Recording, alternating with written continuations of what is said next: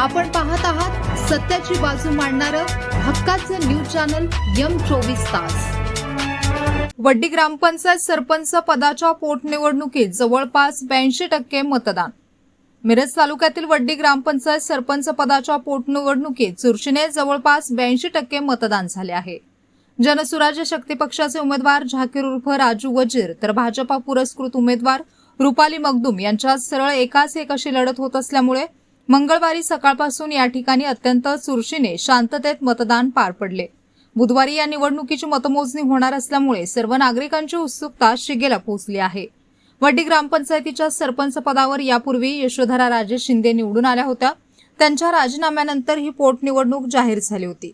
या निवडणुकीत झाकीर उर्फ राजू वजीर यांनी जनसुराज्य शक्ती पक्षाकडून तर रुपाली मगदूम यांनी भाजपा पुरस्कृत असा उमेदवारी अर्ज दाखल केला होता। दोन्ही उमेदवारांनी प्रचार जोरदार केला होता, त्यामुळे ही निवडणूक चुरशीने होणार हे स्पष्ट झाले होते। त्यामुळे मंगळवारी चुरशीने जवळपास 82% मतदान झाले आहे। कोणताही अनुचित प्रकार होऊ नये म्हणून या ठिकाणी मोठा पोलीस बंदोबस्त तैनात करण्यात आला होता।